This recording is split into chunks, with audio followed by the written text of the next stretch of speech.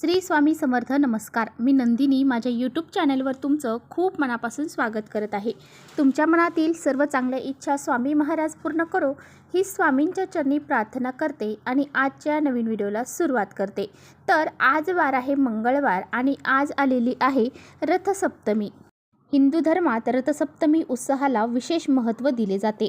मान्यतेनुसार या दिवशी सूर्याचे 7 घोडे रथ ओढू लागतात. रथसप्तमीच्या दिवशी भगवान सूर्याने संपूर्ण जगाचे ज्ञान वाढवण्यास सुरुवात केली अशी धार्मिक मान्यता आहे. हा दिवस सूर्यदेवांचा जन्मदिवस म्हणून साजरा केला जातो. या दिवसापासून उन्हाळ्याला सुरुवात होते. हा दिवस शेतकऱ्यांसाठी अतिशय महत्त्वाचा मानला जातो. शेतकऱ्यांच्या कापणीच्या सुरुवातीची प्रतीक मानले जाते. यावर्षी रथसप्तमी ही जी आहे तर ती 4 फेब्रुवारी रोजी साजरी करण्यात येणार आहे. रथसप्तमीच्या दिवशी सकाळी लवकर उठायचं आहे. सूर्योदयापूर्वी आपल्याला स्नान करून सूर्यदेवांना नमस्कार करायचा आहे. एक भांडे पाण्याने भरा आणि त्यात गंगाजल घाला. त्यानंतर त्यामध्ये अक्षता, तीळ आणि कुंकू, दुर्वा मिसळून त्या पाण्याने सूर्यदेवांना अर्घ द्यायचा आहे. अर्घ देत असताना ओम गृहिणी सूर्यदेवाय नमः या मंत्राचा जप करायचा आहे. त्यानंतर विधीनुसार सूर्यदेवांची पूजाही करायची आहे. सूर्यचालिसा किंवा सूर्यकवच पठण करायचं आहे. यानंतर सूर्यदेवांची आरती करून मनोकामना पूर्ण करण्यासाठी देवांना प्रार्थना करायची आहे. सूर्यपूजेनंतर काळे तीळ वाहत्या पाण्यामध्ये सोडून द्या.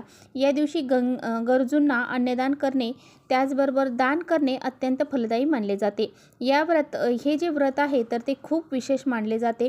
त्यामुळे सूर्यदेवांचा जो बीजमंत्र आहे तर रथसप्तमीच्या दिवशी सूर्यदेवांचा ओम गृहिणी सूर्यदेवाय नमः किंवा ओम सूर्यदेवाय नमः या मंत्राचा जप करायचा आहे. हा जप जर केला तर आपल्याला अत्यंत शुभ फलदायी प्राप्त होते. तसेच आपल्याला रथसप्तमीच्या दिवशी अंगणामध्ये मातीच्या भांड्यात दूध ओतून ते आपल्याला ओतू घालायचं आहे.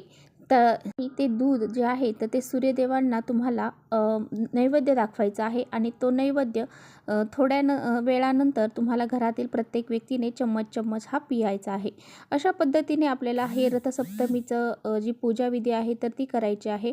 रथसप्तमीच्या रथांची तुम्हाला रांगोळी काढायची आहे. रांगोळी अंगणात काढू शकता किंवा तुळशीसमोर देखील काढू शकता.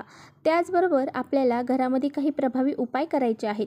संध्याकाळीच आपल्याला घरामध्ये कापूरसोबत ही एक वस्तू जाळायची आहे. ही एक वस्तू जर तुम्ही कापूरसोबत संध्याकाळी जाळली तर आपल्या घरामध्ये सुख, शांती, समृद्धी, ऐश्वर्य निर्माण होईल. त्याचबरोबर आपल्या घरामध्ये जी असणारी इडापिडा आहे, वाईट शक्ती आहे तर ती संपूर्णपणे नष्ट होऊन जाईल. घरामध्ये चहूबाजूने आपल्या पैसा येऊ लागेल. त्याचबरोबर आपल्या घरामध्ये जर भांडणं होत असेल, क्लेश होत असतील, वास्तुदोष असेल, पितृदोष असेल, शत्रुपीडा असेल तर यासारखे दोष देखील ते दूर करतात.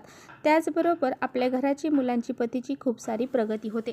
असा हा अत्यंत प्रभावशाली जो उपाय आहे तर हा उपाय कसा करायचा आहे याबद्दलची संपूर्ण माहिती आजच्या व्हिडिओमध्ये आपण जाणून घेणार आहोत. त्यामुळे तुम्ही पुढे व्हिडिओ स्किप न करता शेवटपर्यंत नक्की बघा, जेणेकरून तुमच्यापर्यंत योग्य ती माहिती पोहोचेल. आपल्या चॅनलवर नवीन असाल तर चॅनलला सबस्क्राईब करा आणि असेच माहितीपूर्ण व्हिडिओ पाहण्यासाठी बेल आयकॉनलाही प्रेस करा. म्हणजे मी जेव्हा कधी नवीन व्हिडिओ अपलोड करेन त्याचं नोटिफिकेशन सर्वात अगोदर तुम्हाला भेटेल आणि तुम्ही एकही व्हिडिओ मिस करणार नाही. त्याचबरोबर कमेंट्समध्ये ओम सूर्यदेवाय नमः किंवा ओम आदित्य देवाय नमः हा मंत्र जो आहे तर तो तुम्हाला कमेंट्स बॉक्समध्ये नक्की लिहायचा आहे. त्याचबरोबर व्हिडिओ तुम्हाला आवडला, माहितीपूर्ण वाटला तर आपल्या मित्रपरिवारांसोबत शेअर देखील करा. तर पहा, आपल्याला या रथसप्तमीच्या दिवशी जो उपाय करायचा आहे तर तो उपाय तुम्हाला आज संध्याकाळी करायचा आहे.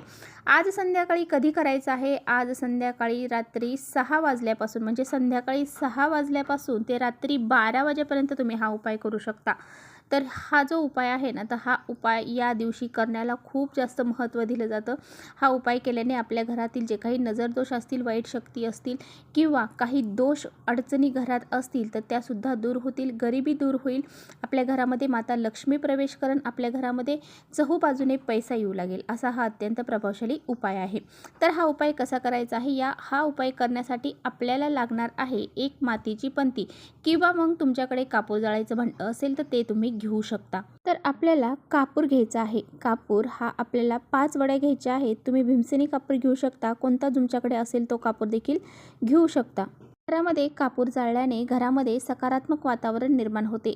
त्याचबरोबर या दिवशी सूर्यदेवांच्या अनेक पटीने ज्या सकारात्मक लहरी आहेत तर त्या पृथ्वी तलावरती येत असतात. त्यामुळे ह्या वातावरणामध्ये जेव्हा आपण हा उपाय करतो त्यावेळेस आपल्याला याचे खूप मोठे परिणाम हे जे आहेत तर ते बघायला मिळतात. त्या वड्या तुम्हाला शुद्ध गाईच्या तुपामध्ये भिजवायच्या आहेत आणि त्यानंतर तुम्हाला गौरीचं खांड घ्यायचं आहे। आता गौरी ही सर्वांनाच माहीत आहे, जी शेणापासून तयार होते। शेण वाळल्यानंतर त्याची जी तयार होते त्याला गौरी असं म्हटलं जातं। ती गौरी तुम्हाला थोडीशी घ्यायची आहे। पहा, ह्या गौरीला अतिशय महत्त्व आहे। ह्या गौरी पेटूनच त्यावरती आपण दूध हे ओतू घालत असतो। आज या गौरीला खूप जास्त महत्त्व आहे, त्यामुळे ती गौरी आपल्याला घ्यायची आहे। त्यानंतर आपल्याला घ्यायची आहे ती दालचिनी। दालचिनी आपण मसाल्यामध्ये वापरतो, ती दालचिनी तुम्हाला घ्यायची आहे। दालचिनी घरामध्ये जाळल्याने घरामधील जी नकारात्मकता आहे, इडापिडा आहे, तर ती दूर होते। त्यामुळे आपल्या घराकडे माता लक्ष्मी देखील आकर्षित होते। त्याचबरोबर जे पांढरे तीळ आहेत ते सुद्धा आपल्याला घ्यायचे आहेत। तर पहा, ह्या ज्या वस्तू आहेत तर ह्या वस्तू तुम्हाला त्या गौरीवरती टाकायच्या आहेत आणि ती गौरी एका कापूर जाळ्याच्या भांड्यात किंवा मग मातीच्या पंतीमध्ये ठेवायची आहे आणि त्यानंतर तुम्हाला त्यावरती जे आपण कापूर घेतलेला आहे तो सुद्धा ठेवायचा आहे आणि ते प्रज्वलित करायचं आहे।